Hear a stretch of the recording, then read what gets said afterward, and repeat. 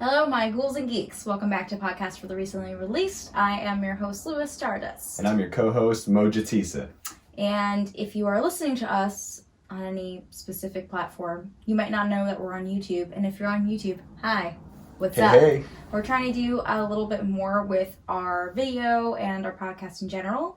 So we should be on Stitcher pretty soon. I signed us up for that. We're on YouTube now, as well as Apple Podcasts, SoundCloud, Spotify, what else are we on? Google Play, all that good stuff. So you could listen to us pretty much anywhere or directly through our website. So that's the first little update of the day. But today we wanted to talk to you guys about a few things we watched this week. Since we're in quarantine still, we've just been binging stuff to talk about. And so many things. Yeah, it's been pretty good for us to record podcast stuff for. I want to do a more traditional haunting story, so if there's something you guys would like to hear us talk about, let us know. I think maybe we would talk about maybe like the Golden State Killer or the Atlanta murders, because that seems to be more current stuff that's being talked about. So yeah, we could do that next. I'm down. Yeah, I want to do that since we've been talking so much about nerdy news, but I thought that, you know, since Joe's been taking the lead, he could take the lead again today and pick the topics we're talking about. So. Ooh, okay. So we're going to do 3 big topics today. Okay. The first thing is going to be, we watched, it was on, what was it, Hulu or Amazon Prime? It was Amazon Prime. It was originally on A&E. It's called Investigates Cults and Extreme Belief. Mm-hmm. The first episode is about NXIVM. And then, so we'll get into that. Second thing I want to talk about is the Sonic movie. We got to watch the Sonic movie. I'm very excited to finally get to talk about that. And third thing, and might as well make it the third thing, is Westworld Season 3. Yeah. Just overall, just talking about it. I know there are only 3 episodes in so far, but I think that would be a good opportunity to get some theories in and stuff like that. And really get a little deep dive on some conspiracies. Yeah, so I guess we'll start with the NXIVM stuff if that's what you want to talk about, because I feel like that's a good way to get like the, you know, real life horror situations like we've been talking about. When I heard about NXIVM, it was right after the whole Allison Mack thing, and we watched like those weird interviews with her and him on the internet. Wild. And so we were looking for things to watch on Amazon and came into the true crime section. This actually has a bunch of different cult episodes, which is really interesting. But go ahead and start us off with that. All right, well, the first episode on Investigates Cults and Extreme Belief is about NXIVM. And the first episode is mostly over, like, kind of like an overview of the main recruiter that was involved that exposed it in 2017. Her name is Sarah Edmondson. Now, she was working to support the criminal prosecution of the cult leader, Keith Rainier.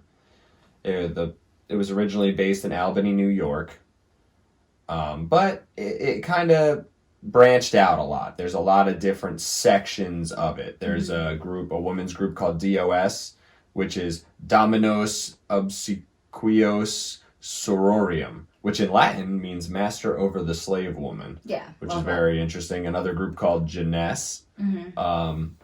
Now, Keith Rainier is the main guy involved, and he was arrested in March 2018 for sex trafficking. And this woman back in 2017 started to expose the cult, which I guess eventually led to the arrest. What was her name? Sarah Edmondson. Sarah Edmondson. So she basically said that a friend had convinced her to go to it. She's an actor, and she met like this, I guess, a director that was saying how that's something he goes to, and she thought it would be really spiritual. And she felt when she first went there, she didn't really believe it. Like, she felt like it was super weird, but it took her 3 days to get into the actual cult itself. Yeah. Because the guy's a really good manipulator. Big self-help group type of deal. Yeah. And he said that his IQ is 210, 240? It was some ridiculous number, and I don't pay enough attention to IQ measurements. So he said that, but then he also said that he was like a concert pianist by, like, I don't know. Yeah, master in judo or something. Like, and all then these things. He had like learned to walk and read super early on, like all this weird stuff. Yeah, the typical, like, just to make him look like a super, prophecy genius type of dude. And you know what is like the one thing I'll always say? It's always, like, these people with huge cult followings or cult leaders are always, like, the skeeziest, like, dirtbag looking guys ever. Really weird dudes. It's and never, somehow, by yeah. the end of it, when they get arrested, it's like they had, you know, X amount of sexual partners and slaves and all this crazy stuff. And you're like, how? How? But they said, like, for those who were immersed into the cult, he felt charismatic and charming, but when you look at it at the outside, he's, like, not at all. So it's just interesting to me on how he got them to believe that. Well, they offered pro-development seminars through what they called executive success programs. Mm-hmm. Now, the key people involved were Keith Rainier, Allison Mack from Smallville, who I loved from Smallville, like, growing up my whole life, and a woman named Claire Bronfman. Bronfman? The thing that brought this into attention with us is because you were such a Smallville fan to see, like, her brought on the news. And also, what's her name? Kristen Couric? She was also Kristen Couric was involved. You see a lot of photos of her in these self-help groups with all these women. Yeah, in the documentary that we watched, there's a bunch of pictures of her. And, like, she kind of didn't say anything about it for a minute, and then she, like, made a public announcement about what happened. But, yeah, I'm surprised that she was in so many of the photos. Yeah. But yeah, it's pretty crazy to think about. You hear about cults and it just seems like it's a very, I don't know, like, not taboo. Like, they talk about it in Criminal Minds or in shows where it's very, like, it seems like it's religion based. And yes, this is sort of religion based, but it's always surprising when you hear about it in real life, I feel like. Yeah, this one I don't even know if I could say it's religion based as much as it's like it's more spiritual. Yeah, that's what I mean. Kind of spiritual. So I'm saying all these cults, like, they look like really crazy religion stuff, like when you watch anything, like I was saying, right? But it never feels real, I feel like, until a scenario like this happens where it's like a big blow up.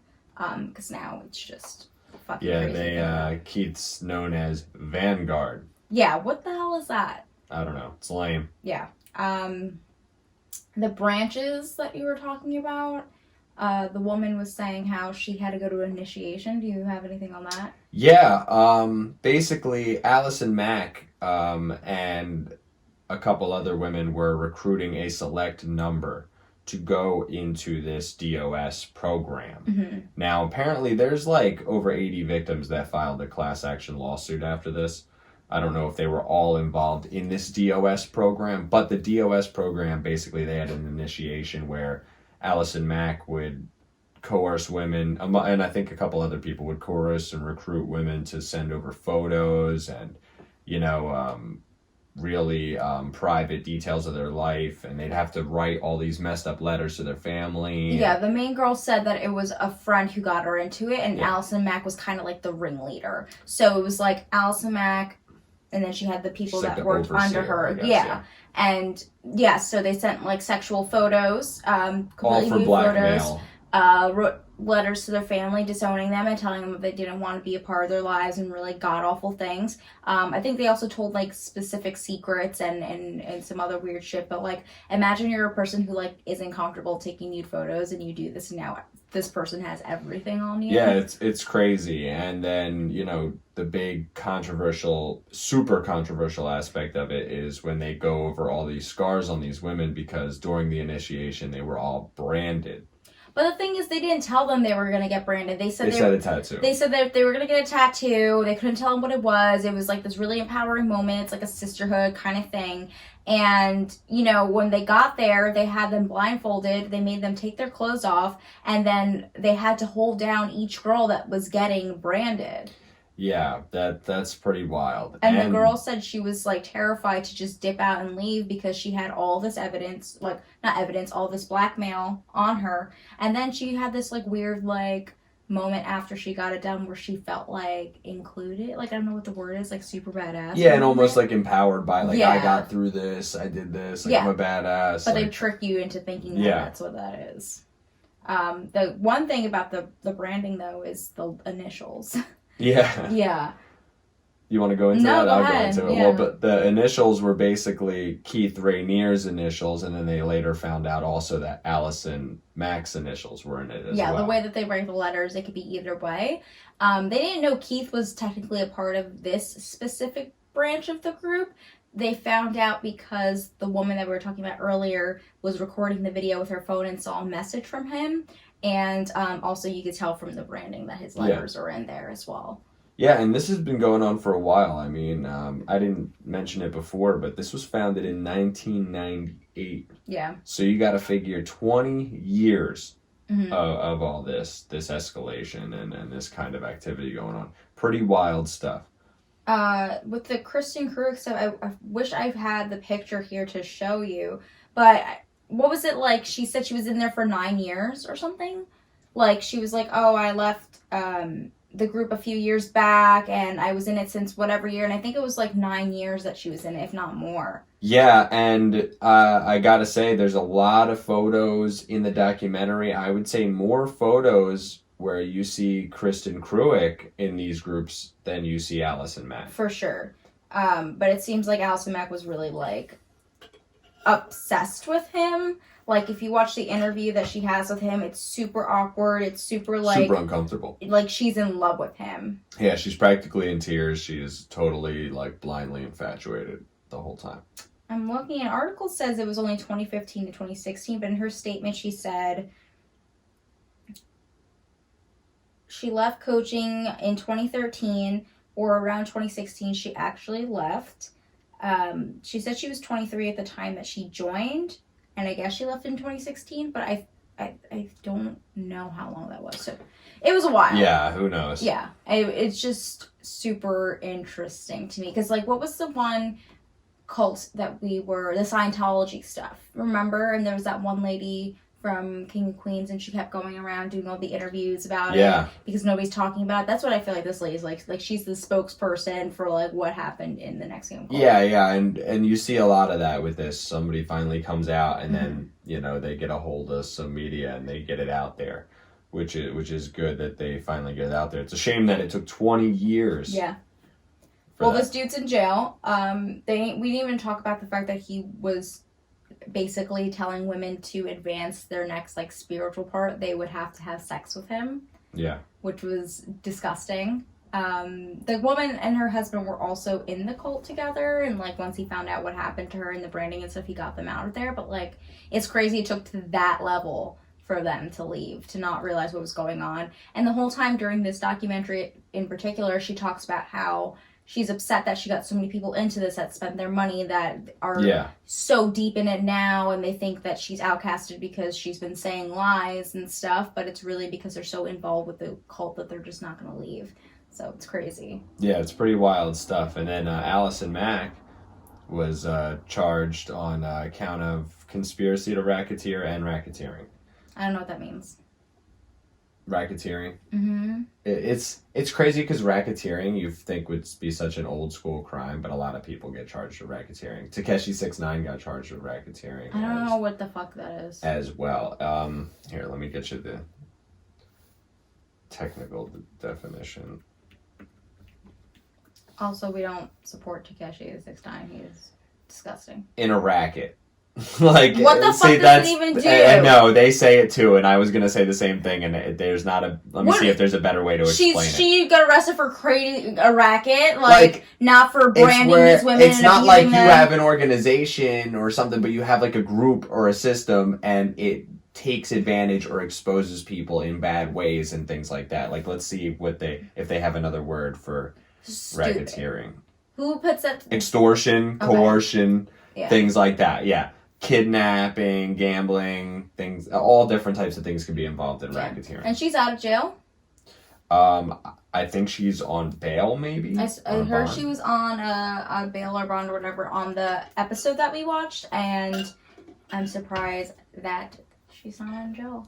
Yeah, I mean, I'd like to see where this goes from here. I'm sure you're going to hear a lot more of it in the, well, not in the coming months right now, maybe next year. She's going to do one of two things. She's gonna defend him wholeheartedly in what she was doing, or she's gonna throw him under the bus and be like, I don't know what I was doing, I was under his spell, which could be true, or she just doesn't want to, take the fall for it. So I'm waiting to see when she's going to speak out. Yeah. If she does. We'll definitely keep on the lookout for that. There's a lot of cool things to check out with this Cult and Extreme Belief show. Mm-hmm. There's quite a lot of cool episodes. I know I watched the, what was it? They did a Jehovah's Witnesses the Brotherhood one. of Islam one. Yeah, there's a lot of different ones, and they're super. I wish the episodes were a little bit longer. Like, I think it's like an hour or so, but I wish it was like maybe 2 episodes on each subject because it doesn't give enough. Yeah, I was waiting for this to be like that's episode 1, then episode 2, 3, 4. That's 5. what I thought. That's what I was waiting for, but it's not. It's basically like they go a little into one specific area. They'll take one group or one family. But it's nice if you want to learn about different subjects and then do your own research later on. That's a good way to get invested. Yeah, it gives you a little bit of insight. Now, I'm tired of talking about dark stuff. I want to talk about Sonic. Yes, Sonic. I really, really liked it. Yeah, it was a lot of fun. I loved it. Great I loved it movie. so much. I was smiling from ear to ear the whole time. My only complaint... Well, okay, how do you want to go about this? Because I don't want to, ruin the whole thing. You want to talk about negatives and then pros? Because I feel like there's more pros than negatives. Okay, well, first off, let me set the scene. I'll give you a little summary of the movie. I feel like everybody knows. It's Sonic. What the fuck you mean? Oh, because there's a story. Basically, the story is, as far as what it says online, is that Sonic tries to navigate the complexities of life on Earth with his newfound best friend, Donut Lord. Tom Wachowski.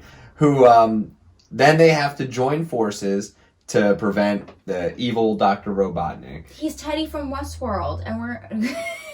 Yes. Sorry, I just realized, I was like, it's the guy who plays Teddy from Westworld. I cannot remember his name. He's in everything. Yes, and his name is James Marsden in real life. Go. Which is weird because I think in the show it's something.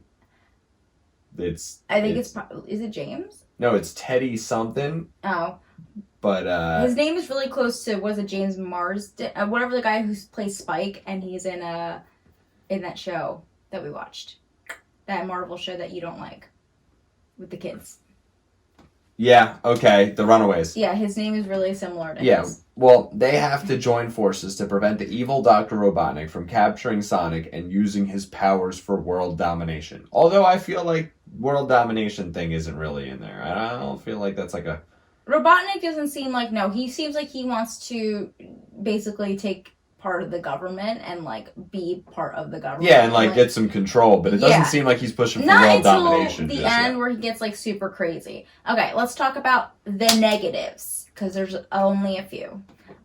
For me, I felt like some of the dialogue was a little bit too cheesy, but at the end of the day, I know it's a kids movie, so I can't complain too much about it. There were certain things where I was like, you know the formula that it's going to be, of course, because you've seen it time and time again with a character story like this, and the relationship that he builds. I like the relationship he builds. I really don't care for a lot of the human characters. Yeah, not that much. Donut Lord's okay. Yeah, obviously Robotnik and Sonic are the two that we're so excited for, so everybody else feels like a background character, and it's their story, but Donut Lord is good. What about you? What other negatives do you have? As far as negatives, the one thing I gotta say is obviously they don't give you an even balance of how much power the character has, because at some moments he has so much power he can do these astounding things, and then other times you feel like he's getting chased or something and something's catching up to him. But at the same time, then the next scene they'll go into a bullet time event where everything's literally paused and he's running around doing all this stuff, and I'm like, okay, is he fast or is he really, really fast? Make up your mind. I think he's also so the thing with Sonic is in his story we get introduced to him as baby Sonic, as this whole group of guys are coming after him and he dips out. He basically has to conceal his powers because that's the whole promise of it. So maybe he hasn't had the ability to explore that until now, and that's why it's kind of up and down. That's really the only thing I can think of. Yeah, the origin part was also the other thing I didn't like as much as well. That was weird with him, being raised by the owls and all that stuff. I don't know if that's part of other Sonic lore. Maybe in the cartoon or something, but I just remember it from the games, so I can't really speak on it. I just felt like it was really rushed. Like, it was like, oh, backstory real fast. Here we are. Yeah, like, there was a deleted scene where it was a different intro. Yeah. And it was so much cooler. It was like Yeah. a spooky thing where the guy's like thinking he's going to catch the blue devil in the woods, like it's the Jersey Devil or something kind of deal. And he's got all these traps, and then Sonic like plays them out, and it's really funny. They do like a clip, like a quick thing of that in the movie. Yeah, but they did like a big 5-minute scene Yeah. in like the original intro. Well, then I don't know. Yeah, my thing is that I wish maybe it was a little bit stretched out more, because it felt like we instantly got introduced to this bird and then everything went haywire. Yeah. So it wasn't like, even if they did Baby Sonic and then time jumped in the next scene, like maybe a 5-minute clip, but they time jump a couple years each time, I feel like maybe that would have been more progressive than just like, I don't know. I mean, it was still a good opening in a sense. Like, you get the Sega game intro, and then like you get him running through the Green Hill Zone where he grew up, which when that scene happens. Yeah. And then later on he goes to Green Hills, Montana, which is kind of funny, you know, and he reads Flash, DC Comics. Yeah, it's super cute. His little hole is like really good. But do you have any other negatives before we get into positives? No, I think those are my negatives. All right, well, into positives. I love his little cave. What? One more negative. Oh my god. Dr. Robotnik's not fat. Yeah, but like, I think he'd be so funny in a fat suit too, on top of it, with really skinny extremities like in the game. I feel like he did just fine, because he was great. It's not like he has the full Robotnik look until the end of the movie. Maybe in the next movie he like just gets eats really a bunch fat of off the mushrooms. Yeah, we don't know. Spoiler. That's it.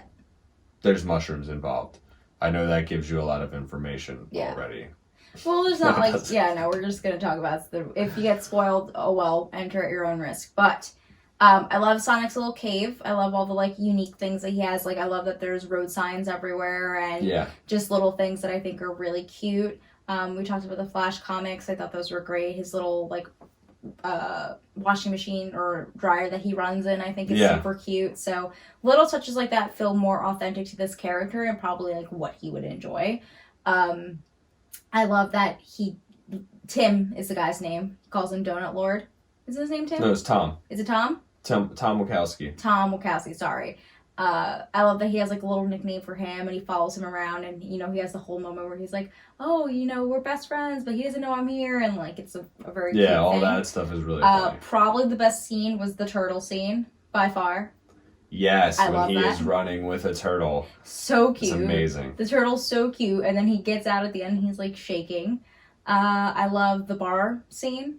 Yeah, that was a bullet time scene. Yeah, I love that. I love that they gave him that kind of aspect. It was a lot of fun. They did probably like 2 or 3 things like that where it was like slow and then they and one of the great references is when they're doing one of the bullet time scenes they show in the advertising where all the missiles are around him, and he's sitting like when he's beat the level. And he's just sitting there tapping his foot. Yeah, that was like a cool looking image. Yeah, they make little moments like that. We watched some of the bonus scenes and deleted scenes and extras and stuff. And Ben Schwartz, is that his name? John Ralphio. Yeah, but is that his name? Yeah, Ben Schwartz. So they're showing moments where he's taping, and you just see next to him the cardboard cutout of the original Sonic design. So like it's super of the funny. Last design, and it's like you don't realize how looking. Bad it was until like you watch this movie and then you look at the original design. It's so crazy. What else did I like? I loved the moment where he got his shoes. Yeah, that was cool. And they showed the iconic great. Sneakers. I thought it was very like wholesome and made like a very nice moment. Those characters made a couple cool jokes. Well, it was like he didn't really get the chance to be around people. So for like a kid who's like obviously innocent and pure to like give him these shoes because she sees that he doesn't have any traction on the bottom of his shoes. Really cute. I like that a lot. What else? Dr. Robotnik. Yeah. I love that he references his drones to eggs. Yes. So it's like kind of like he's the Eggman, you know? Yeah. They have a couple references. Fantastic. I'm happy to see him do something again where he's not a total fucking weirdo. It's not like a drama or something. Yeah, this character's really a weirdo, obviously, but that's typical Jim Carrey. I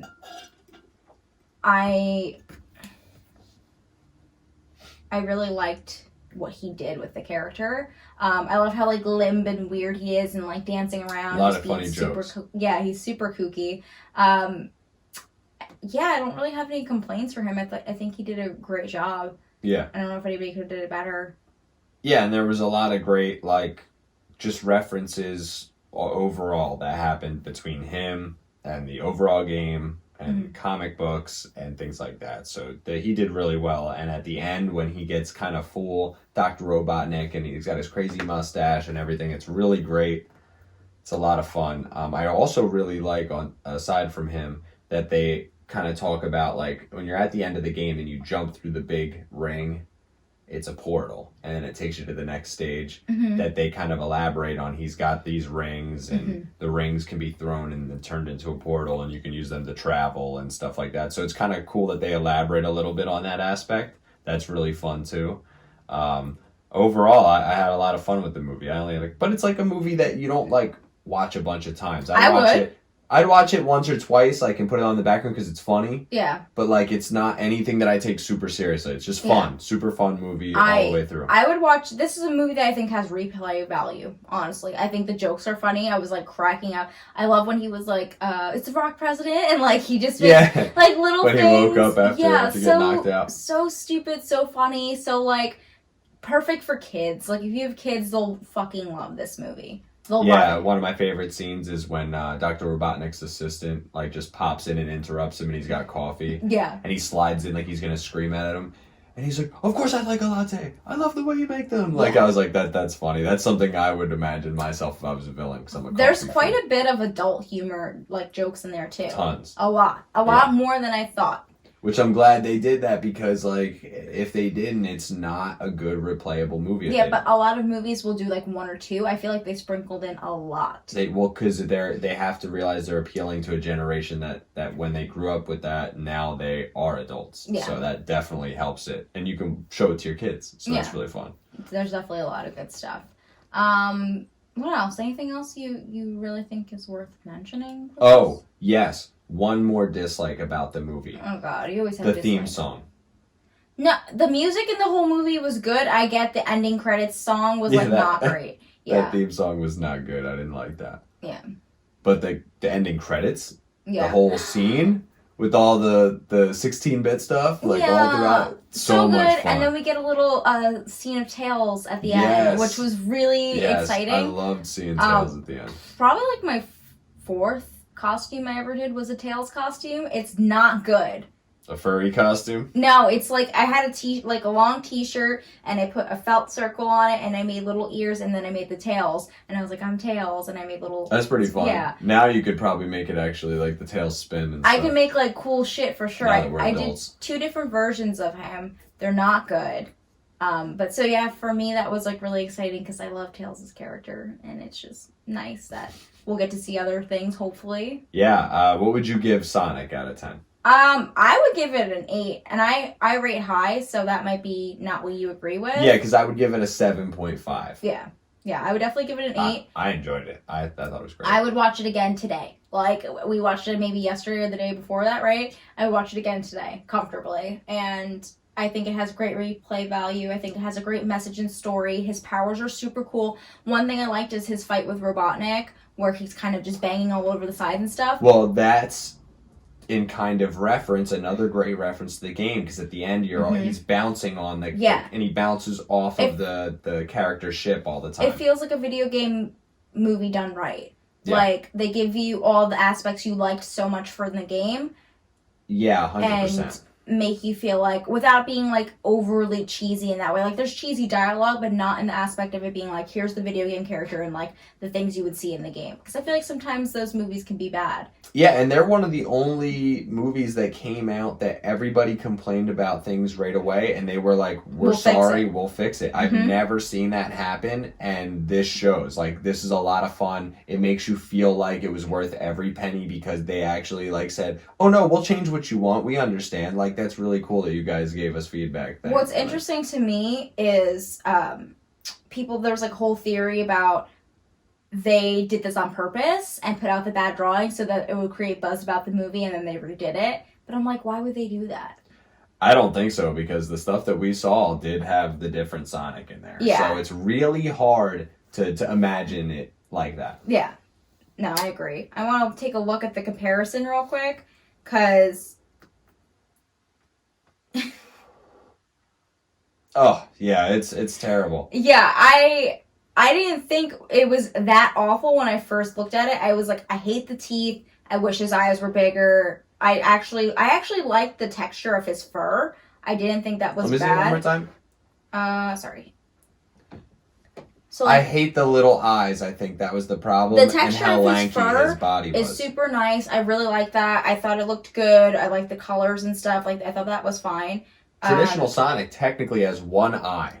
You know, and the 2 dots in there. Like they didn't give weird. him gloves either. They gave him just. It would be cool to see him with some gloves. No, they did with the new Sonic. With the original Sonic, they just gave him like white furry hands. Paws. So it was just like the main things of Sonic. When you think of Sonic, you think, okay, iconic red shoes, gloves, like certain things on him. And I think he looks so much better now. I can't believe that that's what he looked like. Yeah, I thought he looked great. Even if they did any last minute changes and it messed up any budget stuff, I thought it looked awesome. So yeah, I don't know what it took There's to that. reshoot them. Like, even look at this.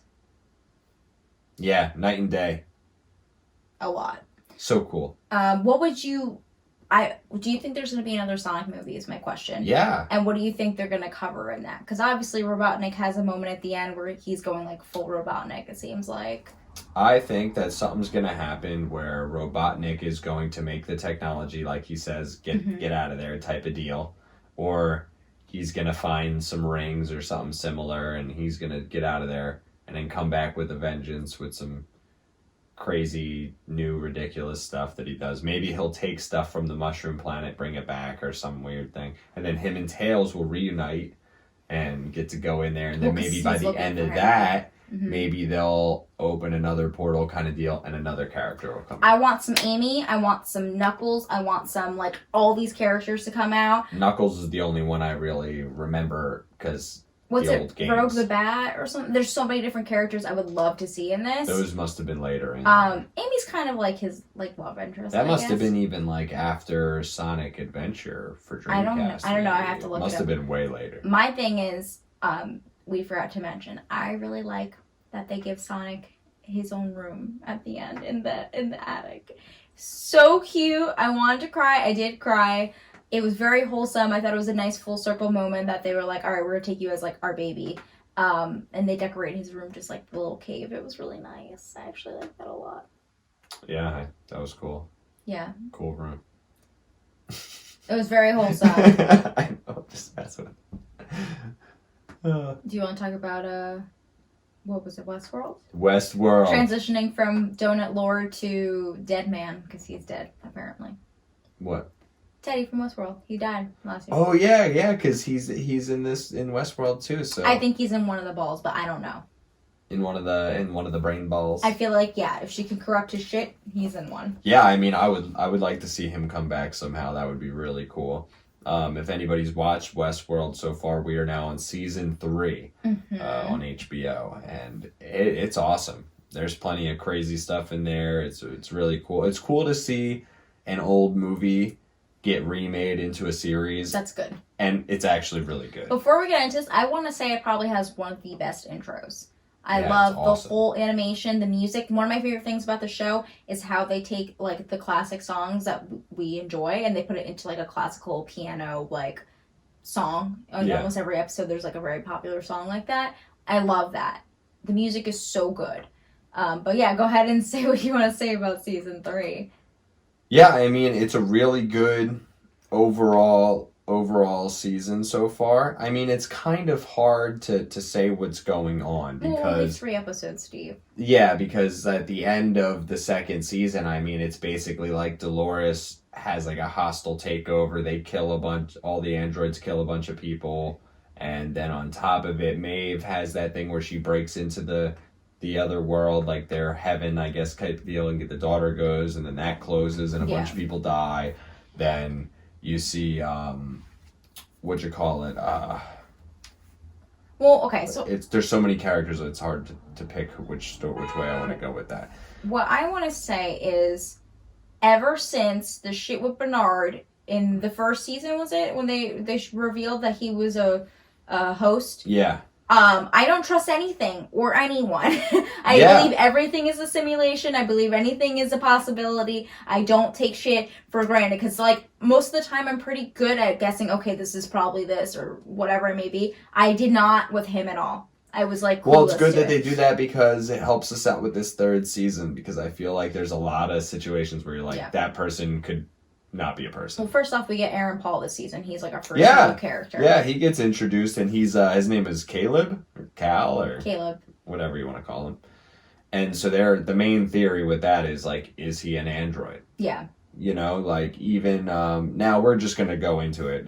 We're assuming if you're diving into this with us, you've watched these few episodes. Yeah. The whole thing is just like basically last season, Dolores did the attack. She escaped with 5 different little balls, which are basically the consciousness of the host in Westworld. Yeah, and they're like some of the main hosts and almost like creators of the system. We don't know what she took. Yeah. We have no idea what she took. She reanimates herself, reanimates Bernard, and reanimates Tessa Thompson's character. Yeah. And sets them all out into the world to do their own jobs. That's basically what happens. We get introduced to Cal. He's like the only new character really we have. Yeah, just doing his thing in the real world. He was ex-military, but now he's like living a life of crime just to get by, it seems like. In this weird crime app. Yeah. He seems like he doesn't want to be on technology as much as possible. There's even a point in the latest episode where he has kind of like it almost looks like a retainer in his mouth that he took out a piece from for the government, I guess, was put it in his mouth when he was part of the military. And so there's a point where he gets into an altercation and somebody goes to steal it, but they said the plate was taken off. So I wonder what that has to do with anything. But go ahead and get into it. I think that's enough to get started. Caleb, I mean, there's already a theory that when you watch it right away, you're like, is he an android? Mm-hmm. Like as if it was like Blade Runner or something, and everybody's like got replicants of themselves potentially. Because basically they say there's this thing, it's called like Rehoboam in this real world, where it was created by this one character that Dolores is trying to get close to, his father. And it took him like 15 years, and it was basically like data mining and stuff for years and years. That basically helped them develop a mirror world of our world to help kind of predict the future, to guide people along in society, all these different things. 2 things I want to say. This is very Black Mirror. Yeah. And it's also very much like the shit we fear with our current state of the internet and giving our consent away. And it fucks me up when I watch this show sometimes, because it's like, what if, how much information do they have? Isn't that crazy? Yeah, 100%. I mean, it makes you feel like that the whole time. Yeah. And, you know, it's like, and you wonder the whole time, like, is Caleb technically, because Dolores references to Rehoboam making a mirror world. So it's like, and the connection to Caleb and him being watched and kind of controlled in his life and stuff. And it's like, well, could he also be like a prototype of this mirror world that was created and he's in there? Or are they in a mirror world of the real world? We don't know what the simulation was. We don't know. Not. My thing with him is like, he goes to see his mom at one point and she's like, oh, you're not my son, who are you? And it's played like she has dementia, but I'm wondering if he's not truly himself, because even Tessa Thompson's character, cannot remember her name in this, when she goes to see her son. Charlotte. Yeah, Charlotte. She goes to see her son. He says, you're not my mom, I want my mom. So I don't know if they're just being like upset and they're saying things, or if they have a sense that it's not truly the people that they're supposed to be. Yeah, and that goes on to another theory also. And that's basically like where Charlotte watches the video before she dies, before her character died, because we don't know who's in her now. Yeah. And it's where she's talking to her kid, and it's kind of short and sweet type of deal. And then later, she's in another situation, and she watches it again, and it's way longer and more drawn out. So it's like, why did that happen? You know, like, the first scene could have been her, like, in the mirror world, and it could have been modeled by Rehoboam without, like, all the human-type emotional extra stuff attached to it. And the second could have been just, like, the real recording. My thing is, like, what if it was just they didn't film that and they went to go do something else? Like, you know what I mean? It could just be nothing, and it can also just be people crazy. And I don't understand how Rehoboam comes into play with that particular situation, in my opinion. Yeah. Yeah, well, because the second video has all the like the super emotional stuff, the super like I feel. But it's the same video, just extended. Yeah, that's it. With all the like super details. But they cut into another scene, so she could have watched it and just replayed the video again. It doesn't mean that it's a weird hey, just theories. You never know with this show; it's impossible. And usually, I felt like I was pretty good at my theories with Westworld, like at least the first season up until Bernard. So now I'm like, I don't fucking trust anything. Yeah, well, it's like, who is Charlotte? We don't know. Whose brain ball was used to create Charlotte? Now, the thing with Bernard is he constantly is checking himself to see if any, what's it called?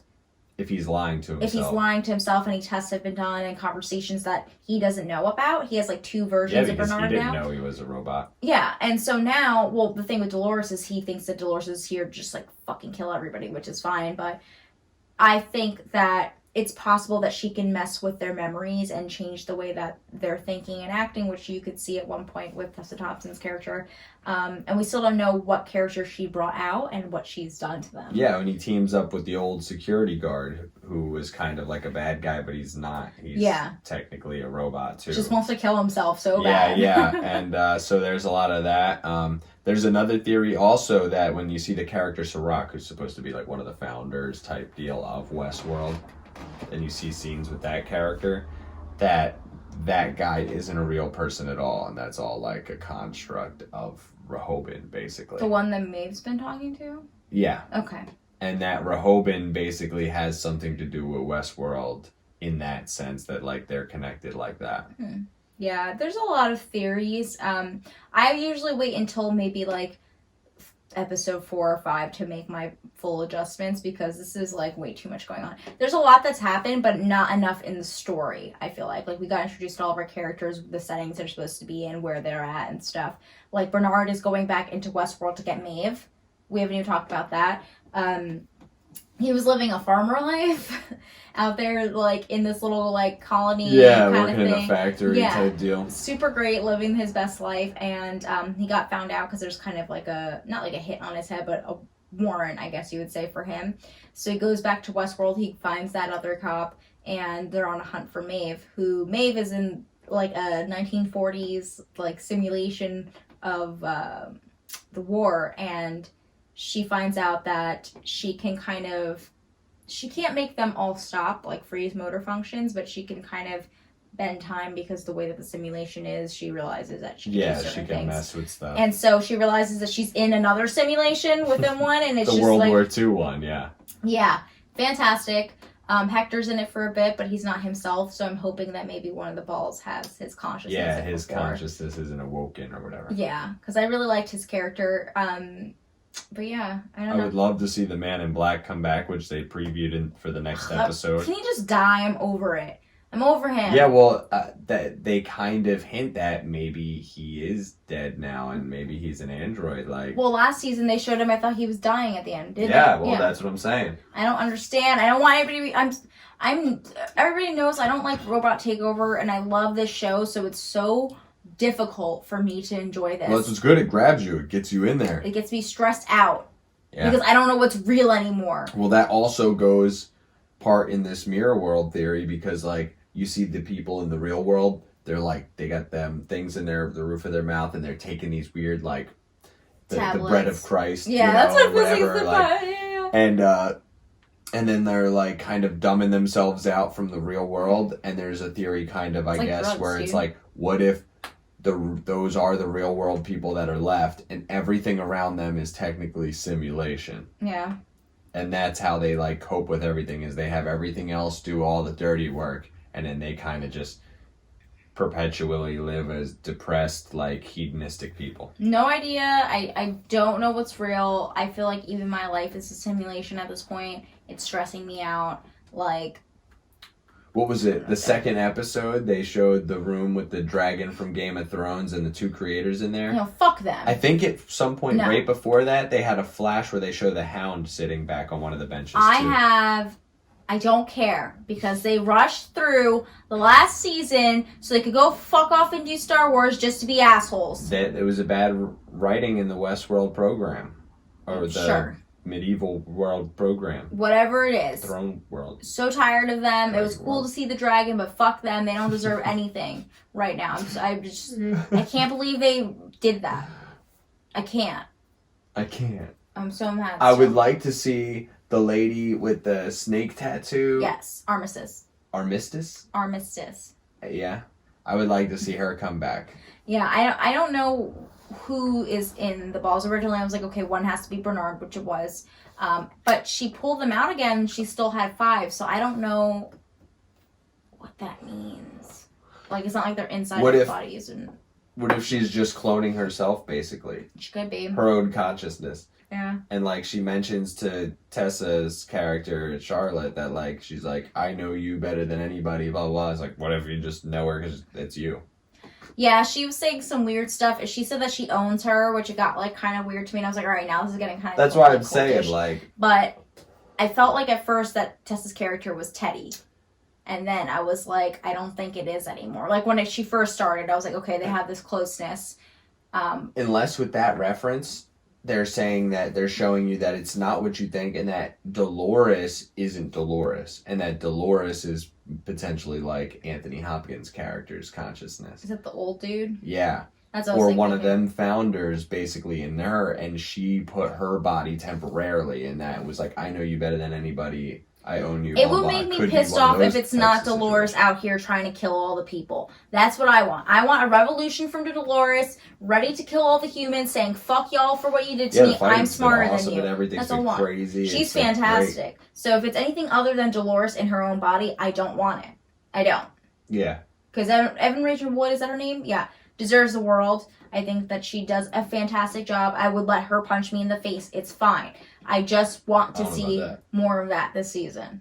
That's it. Yeah, I mean, I think that's a really good... I wish we could just binge it right now, I know. I mean, we're stuck in this quarantine. Each week takes even longer. Do you remember when we first watched it? Like, you hadn't seen it at all, and it was like, oh, I didn't watch the, like, last episode or two. Like, we watched it together. We watched it all in, like, a day, and then I think maybe a week later or something, the new season came on. Yeah, I mean, it was awesome. Yeah, that was great. So now we're suffering waiting for the rest of it. But if you are listening, I would love to hear your Westworld theories. There's so much on Reddit and other places, and just a lot of stuff. And if you have any theories for Westworld or what is to come maybe for another Sonic movie, then you can let us know on our Instagram. We're Pod for the recently released on there. We love to have conversations with you guys about our episodes, about random things in general. We do giveaways. We try to be pretty active on there as much as we can. But if you have suggestions for things you want to hear in the future, or like I said, any theories on the topics we discussed today, then definitely let us know. Yeah, because we'll just be here, you know, living the quarantine dream. No. Coming on the scene with a bucket like a Mr. Clean. We definitely have time wipe away your troubles. I hate everything you just said. We definitely have time to research a lot of different stuff and to watch a lot of different things. So definitely open for suggestions on those things in particular. Yeah, cool. we got a lot of stuff to watch right now. We're totally open to some theories and stuff and some stuff to dive into and look into for you guys and discuss on next week's episode. Was there anything else you want to talk about this time?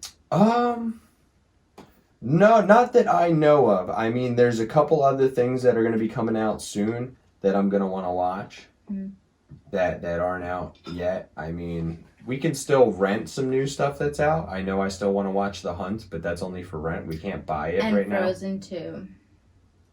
Yeah. We're going to watch Frozen 2 and let everybody know how that is. We got this great movie to watch again tonight because it was so good called Sonic. Bloodshot. No. That's not even funny. Yo, it's not. It's not good. It's not good. Please don't do that to yourself. And, hey, in the upcoming week, we may do our first haunted trip and record it. We might try to get that done and put it in the episode. I don't know about all that, but Come on, now's the time to go out in the woods. Do some spooky stuff. I'm not trying to get arrested and then we should do an episode where we do a seance. What do you guys think? Absolutely. A seance. Get a Ouija board right on the table. I don't like what you're saying. I was saying I don't want to get arrested because I saw that Joe Exotic is in the hospital right now because he might have contracted coronavirus in prison. And we're not going to prison. I'm just saying if we get arrested for exploring abandoned shit, I don't want to deal with that. I'm an adult. And if what I just said doesn't sound like a simulation to you, like, that's fucking hilarious. Yeah, I mean, Joe Definitely. Exotic, man, he's taking over the internet. We came to you guys talking about it because we were probably the first out of anybody I know who watched the show. Yeah, it was just weird that it came on in the middle of the night as like an advertisement. And nobody so we was talking about it, and we watched it. I told all our friends, and then all of a sudden it blew up. I've seen so many costumes on it. I've seen Lisa Frank do art of it. I've seen literally everything you can think of. Oh, it's great TV. Yeah. Very good. I would love to see more of that. But we're going to watch more Westworld. We'll be talking more about that and probably a couple more weird cultish things similar to what we talked about with Nexium, the Tiger King, and things of that nature. I would love to do like a full episode maybe on like a specific cult. Because while I like to talk about multiple subjects and things, I like a full episode on one subject. Hey, I'm down to go back into that deep dive on something. Yeah, if you guys want to hear more about any particular like cults or things like that, we're open to it, so let us know. Yeah, definitely. Is that all you gotta say? That's it. All right, guys. Thank you for checking out this episode of Podcast for the Recently Released. If you would like to listen to one of our older episodes, because we have literally dozens of them, then check us out on podcastfortherecentlyreleased.com. There you can find all of our merch, our old episodes, and different ways to listen to us. And while you are here, make sure you subscribe.